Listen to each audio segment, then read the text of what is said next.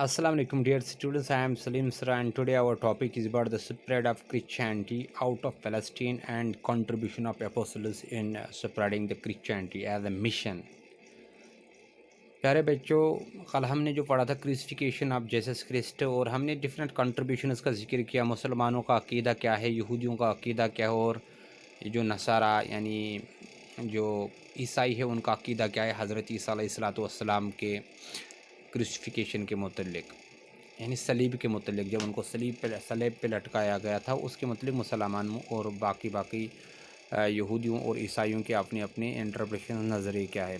प्यारे बच्चों, आज हम पढ़ेंगे कि spread of Christianity out of Palestine, यानी Christianity as a religion out of फ़लस्तीन से बाहर इसकी इशाअत कैसी हुई, ये कैसे फैला और इसको फैलाने में किन कहा था। आज हम पढ़ेंगे जो हज़रत ईसा अलैहिस्सलाम के, जैसा कि बाइबल में लिखा है, इनके 12 हवारी थे यानी अपोस्टल्स। तो इसका ज़िक्र भी कल भी कर चुका हूँ। जो अपोस्टल्स थे असल में इनको हवारी क्यों कहते हैं, हवारी का मतलब क्या होता है। हवारी असल में 2 भी होते हैं। कहा जाता है कि हज़रत ईसा अलैहिस्सलाम अक्सर धोबी घाट पर, यानी जो गलीली रिवर थे उस पर जाते थे और ये धोबियों को दावत देते थे, खुदा का पैगाम सुनाते थे और फिर वही धोबी इनके अपोस्टल बने। इसलिए धोबी अपोस्टल बने इनके, यानी इनके साथी बने और इनको अल्लाह का पैगाम और अल्लाह का हुक्म लागू करने में, दुनिया पर कायम करने में और इसको फैलाने में उन्होंने मदद की। इसलिए उनको हम अपोस्टल्स कहते हैं, अपोस्टल्स हवारी हैं। और जहाँ तक बाइबल का ताल्लुक़ है, बाइबल में 12 हवारियों का ज़िक्र है, जिनमें पोप हैं, पीटर हैं, माफ़ कीजिएगा, पीटर हैं, सेंट पीटर जिसको हम कहते हैं, या पॉल हैं, सेंट पॉल है, सेंट पीटर हैं, सेंट लूका हैं, सेंट यूहन्ना है, यूहन्ना, सेंट मैथ्यू, सेंट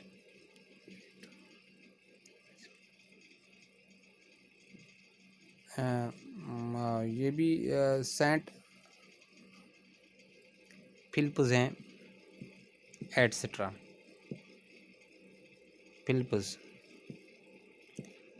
इसके बगैर भी और कुछ सेंट्स हैं और इसके बगैर भी और कुछ हवारी हैं जिनका ज़िक्र हमें बाइबल में मिलता है और कुल मिला के 12 अपोस्टल्स थे। इनका ज़िक्र मैं कर चुका हूँ। हवारियों ने क्या काम किया। हवारियों ने हज़रत ईसा अलैहिस्सलाम के, जैसा कि मुझे कहना है गलत लगता है कि मैं बार बार कहता रहता हूं कि जो जैसा कि किताब में लिखा है कि उनको क्रूसिफाई किया गया। हालांकि मैंने आपको कह दिया कि मुसलमानों का अक़ीदा क्या है, इसके मुतल्लिक़ आप अपने जहन में उनको उन चीज़ों को रख चुके हैं कि ये सब कोई ड्रामाबाजी हैं, जैसा कि हमारी किताब में लिखा है। लेकिन बीइंग ए मुस्लिम हमें इन चीज़ों पर भरोसा नहीं करना चाहिए, क्योंकि फिर हम इस्लाम से हाथ धो बैठेंगे, खुदा न करे ऐसा हो।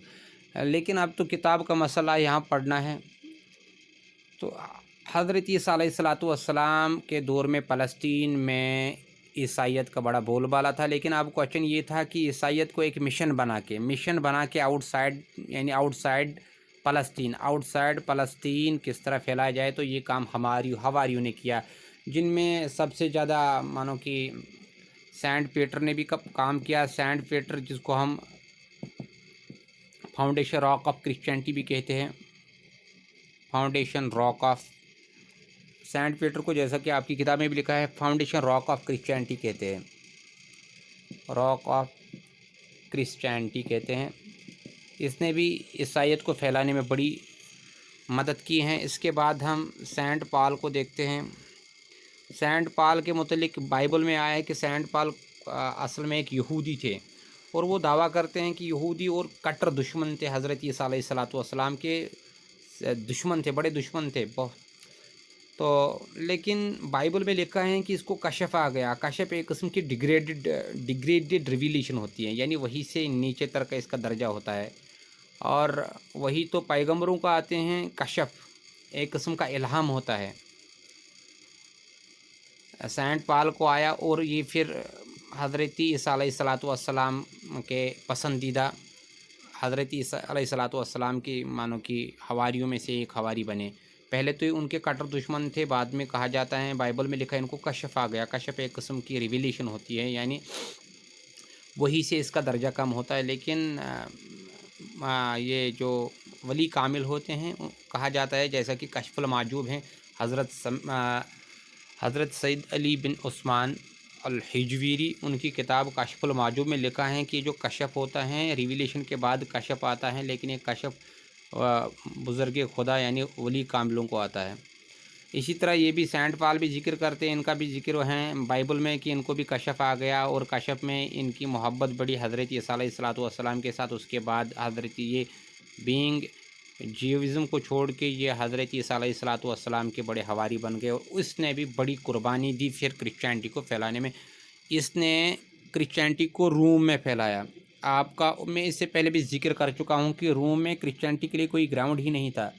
इसने रोम में क्रिश्चियनिटी को फैलाया और इसके बाद रोम में, क्योंकि हम जानते हैं कि रोम में यहूदियों को किस तरह कत्ल किया जाता था, लेकिन रोम में क्रिश्चियनिटी को फैलाना बहुत बड़ी चैलेंज थी। लेकिन ये सेंट पॉल ने करके दिखाया, उसने रोम में क्या कहते हैं इसे, ईसाइयत को फैलाया। उसके बाद हम जानते हैं कि 313 CE में 313 CE में एक रोमन एम्पायर थे जिसको हम कॉन्स्टेंटाइन कहते हैं। इसका किताब में भी जिक्र है, रोमन एम्पायर कॉन्स्टेंटाइन।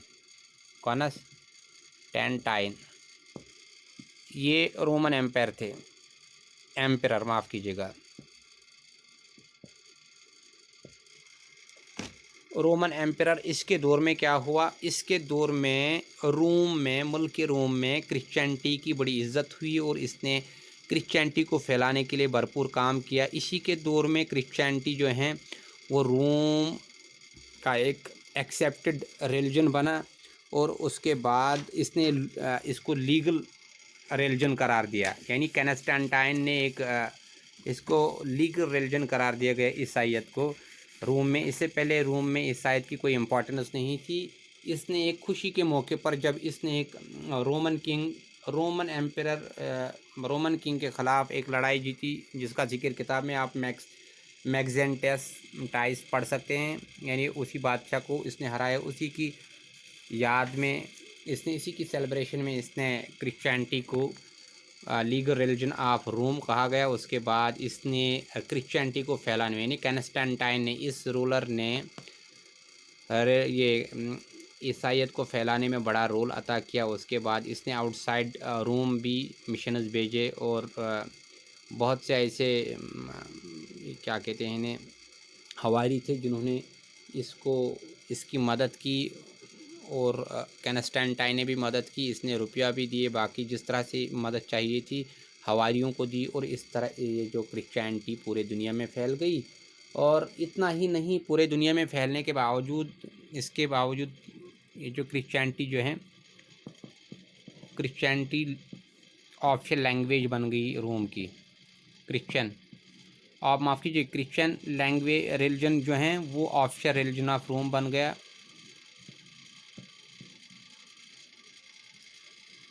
क्रिश्चियनिटी है, Christianity became the official religion of the Rome. और इतना ही नहीं बल्कि उस वक़्त जो चर्च एक बनाया गया था सेंट पीटर्स बैसिल का, जो ये नाव आजकल वेटिकन सिटी में है, आज आप देख सकते हैं, बहुत बड़ा चर्च था सेंट पीटर्स के नाम पर। और इसी सेंट पीटर्स बैसिल का चर्च का जो बिशप होता है, यानी प्रीस्ट, हेड प्रीस्ट जो होता है, उसी को हम पोप कहते हैं, यानी spiritual head of the world. इस तरह से हमारा ये आज का लेक्चर ख़त्म हुआ। शब खैर।